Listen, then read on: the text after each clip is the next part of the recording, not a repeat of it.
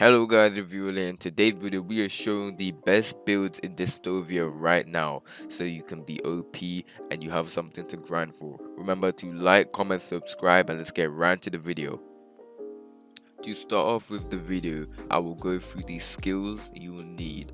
These are the skills that you will need in your basic skills, not the talents, the skills. First off, you're going to want to max out stamina, attack speed, crit damage, bleed in that specific order. First off, you want to do stamina just because you need to be able to get around the map, attack speed because you won't have a powerful weapon in the start of the game. What this is going to do is going to allow you to do a lot of damage quickly. Crit hit because later in game it is so important, and bleed just because you're going to need to heal in some type of way.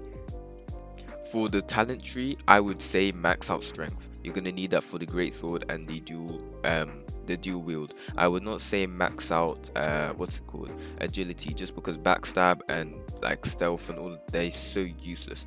Don't waste your agility on that. Don't waste your points on that. I would rather go into defense if I was you, but it really depends on what type of build you're trying to create. For the first weapon, we have the Daggers, which don't really have a legendary weapon yet, so the damage gap is too much between the other weapons and the Daggers. They're just too weak. I recommend only using them in early game because they are cheap and they're fast. When they do get a legendary weapon, I will show a build for them, but as of right now I can't really. It just wouldn't be fair, so subscribe for that video in the future. Second, we have the dual swords. Here is a build for them. You're going to want 2 destiny swords which have a 1% chance coming from a tier 2 crypt dungeon.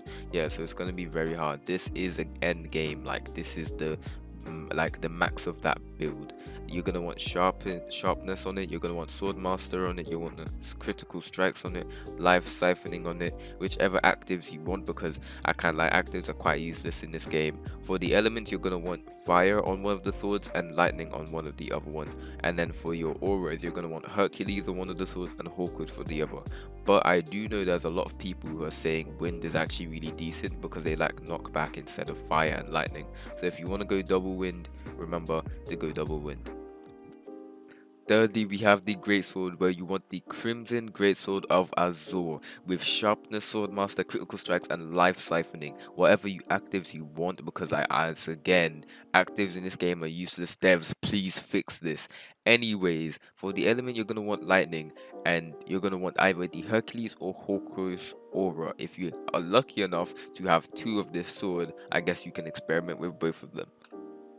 I almost forgot, in terms of accessories, the corrupted ring and the ring of might are the best for damage by far, but I do see people using the forgotten amethyst ring because although it has lower damage, it has a greater attack speed, but you can only get one of them, so they won't ever stack. That is a problem. It is sometimes swapped by people for that quicker attack, but I recommend personally that you get the corrupted ring and the ring of might from tier 2 crypt chests, and the forgotten amethyst ring is from the town hall quest. So if you're new at the game, get the forgotten amethyst ring. If you're in that late game, I would say get the corrupted ring and the ring of might.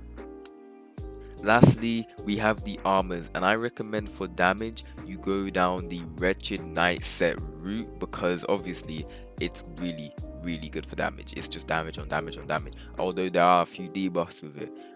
It is obtained from tier 2 crypt chest, and I would recommend investing in that set.